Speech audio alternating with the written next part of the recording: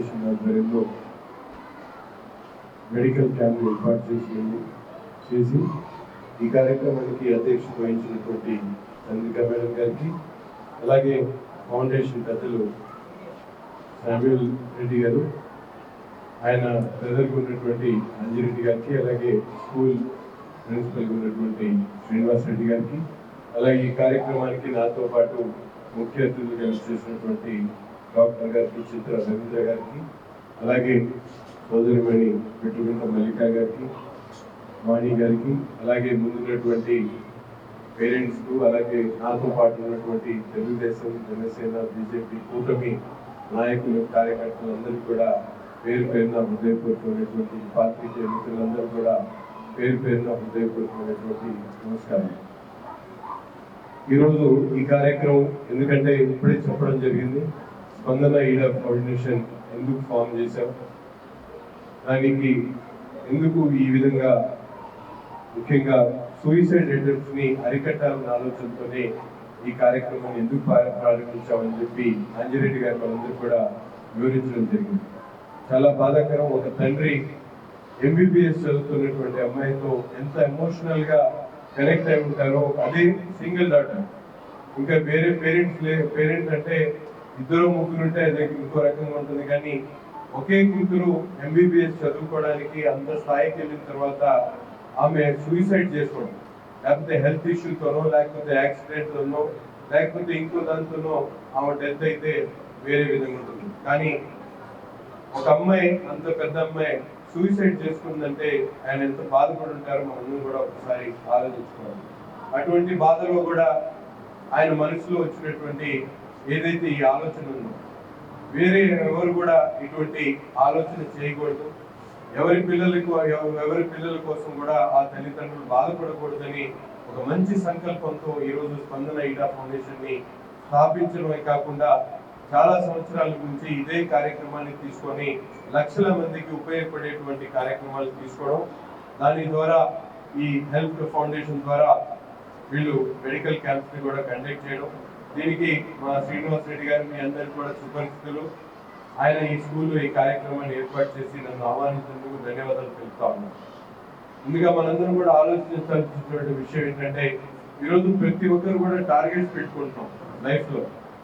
ఉదయం లేచినప్పటి నుంచి కూడా చిన్నపిల్లల దగ్గర నుండి పెద్దవారి దగ్గర నుండి అందరూ కూడా ఏదో ఒక టార్గెట్ తో బయటకు వస్తాం.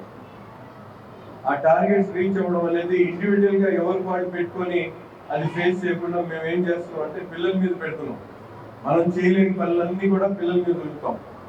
నేను డాక్టర్ అవ్వలేదు కానీ మా పిల్లలు డాక్టర్ అవ్వాలి, నేను అడ్వకేట్ అవ్వలేదు మా పిల్లలు సుప్రీంకోర్టు అడ్వకేట్ అవ్వాలి.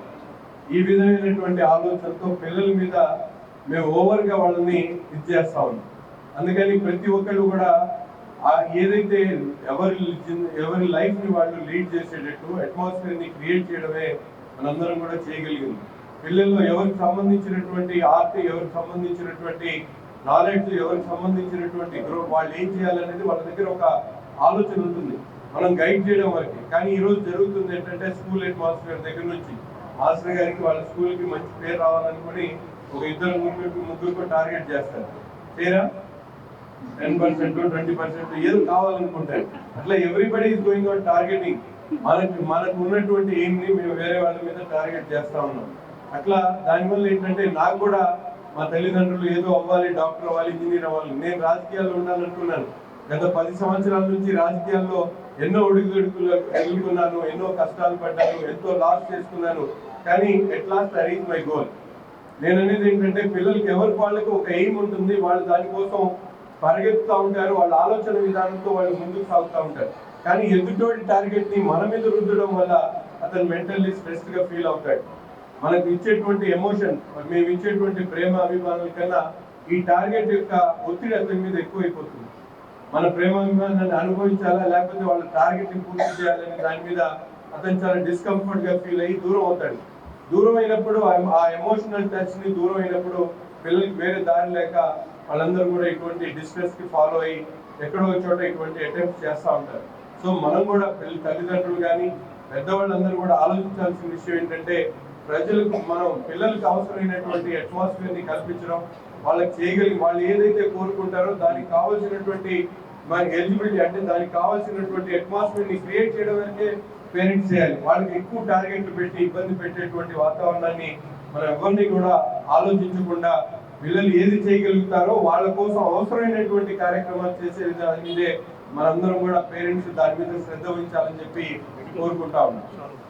రెండో ముఖ్యమైన విషయం, ఈరోజు డాక్టర్ గారు వచ్చారు. He is having very good ability. ఆయన హోమియోపతి మీద ఈరోజు చూస్తా ఉన్నాం. ఇంగ్లీష్ మెడిసిన్ అనేది ప్రతి నిత్యం కూడా అందుబాటులో ఉంటుంది. ఎక్కడ వీధి చివరిలో ఎక్కడికి వెళ్ళిన మెడికల్ షాప్స్, డాక్టర్స్, ఆర్ఎంపీలు అందరూ ఉన్నారు. సో మనందరం కూడా ఇంగ్లీష్ మెడిసిన్ మీద ఎక్కువ కాన్సన్ట్రేట్ చేస్తా ఉన్నాం. కానీ ఈ రోజు హోమియోపతి మెడిసిన్ అనేది యోగా ఇట్లా భారతదేశానికి ఒక చిహ్నమో, హోమియోపతి కూడా ఒక చిహ్నంగా మనందరం కూడా భావించాలి. దీనివల్ల ఎక్కడ సైడ్ ఎఫెక్ట్స్ ఉండవు, ట్రీట్మెంట్ జరుగుతుంది. ఇప్పుడు రీసెర్చ్ కోసమే దాదాపు 10 కోట్లు ఖర్చు పెట్టి స్టేట్ గవర్నమెంట్ కాదు, ఇండియన్ గవర్నమెంట్ దాని మీద ఆల్మోస్ట్ 10 crores ఖర్చు పెట్టి రీసెర్చ్ ఈ ఆర్థరైటిస్ కానీ, రెమటాలజీ మీద కానీ, different type of problems, psychology problems కానీ, వీటినన్నింటినీ ఇప్పుడు వస్తున్న కొత్త జబ్బులు అయితే డయాబెటీస్ కానీ, థైరాయిడ్ కానీ, వీటన్నింటినీ కూడా ఇంగ్లీష్ మెడిసిన్ ధీటుగా దాన్ని పరిష్కరించేటువంటి విధంగా ఈరోజు హోమియోపతి మెడిసిన్స్ వచ్చినాయి అని చెప్పి డాక్టర్ గారు చెప్తా ఉన్నారు. ఇది వాస్తవం. ఎందుకంటే హోమియోపతి మెడిసిన్ లో వాడేటువంటి మెడిసిన్ ఏది కూడా ఎఫెక్టివ్ ఉండదు.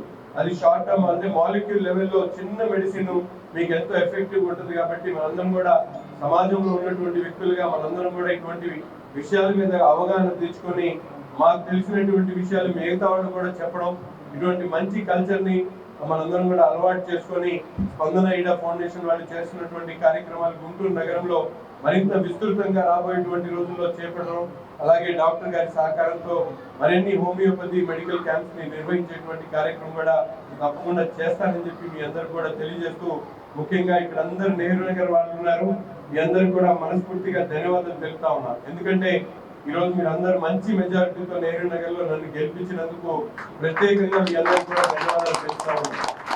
చాలా నమ్మకం పెట్టారు. మీ నమ్మకాన్ని మమ్ము కాకుండా ప్రతి ఒక్కరు కూడా పెద్దవారికి తమ్ముడుగా, చిన్నవారికి అన్నగా, మీ వాడిగా ఎప్పుడు కూడా అందుబాటులో ఉంటాను. ఇక్కడ ఎటువంటి సమస్యలు వచ్చినా కూడా మొహమాటం లేకుండా మీరు ఎవరైనా నాకు ఎప్పుడైనా ఫోన్ చేయొచ్చు. Always at your service. మా టీం, నేను, నాతో పాటు ఇక్కడ ఉన్నటువంటి వాళ్ళందరూ కూడా ప్రతి ఒక్కరు కూడా ప్రజాసేవలో అంకితమైనటువంటి వాళ్ళే.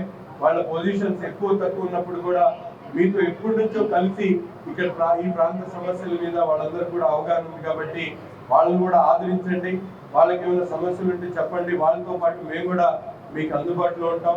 ముఖ్యంగా శ్రీనివాస్ రెడ్డి గారికి ఇటువంటి కార్యక్రమాన్ని ఆహ్వానించినందుకు అంజిరెడ్డి గారికి, అలాగే పెద్దలందరికీ కూడా మనస్ఫూర్తిగా ధన్యవాదాలు తెలుపుతూ సెలవు తీసుకుంటాం. Thank you.